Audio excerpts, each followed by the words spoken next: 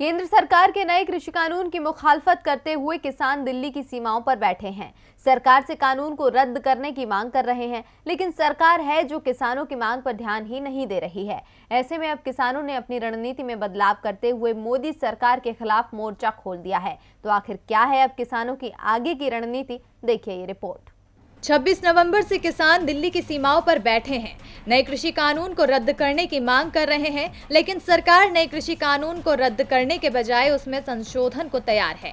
ऐसे में अब किसानों ने केंद्र सरकार के ही खिलाफ में मोर्चा खोल लिया है, जिसके चलते अब किसान सरकार को चुनावी राज्य पश्चिम बंगाल में जाकर घेरने में लगे हैं और लोगों से बीजेपी को वोट न देने की अपील कर रहे हैं। इसी के साथ ही किसान देश के अलग अलग हिस्सों में महापंचायतें भी कर रहे हैं। वहीं 26 मार्च को किसानों को दिल्ली की सीमाओं पर बैठे 4 महीने पूरे हो जाएंगे, जिसके चलते किसानों ने भारत बंद का आह्वान किया है। माना जा रहा है कि इस दिन पंजाब, हरियाणा, दिल्ली, राजस्थान समेत कुछ राज्यों में दूध और सब्जियों की सप्लाई पर असर पड़ सकता है।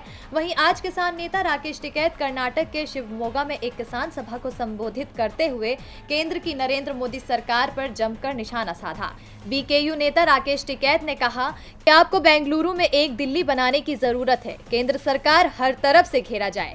पीएम ने कहा है कि किसान फसलें कहीं भी बेच सकते हैं, इसलिए आप अपनी फसलें डीसी, एसडीएम के कार्यालयों में ले जाएं और वहां जाने से अगर आपको पुलिस रोकती है तो उन्हें एमएसपी पर फसलें खरीदने के लिए कहें।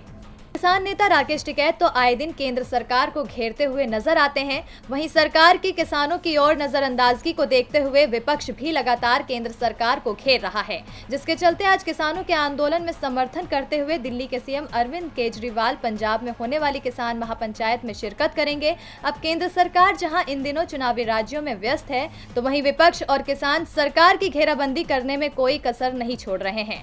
अब इन सब के बाद सरकार पर किसानों के आंदोलन और उनकी ओर से बनाई गई रणनीति का क्या असर पड़ेगा, ये तो आने वाले समय पर ही पता चलेगा।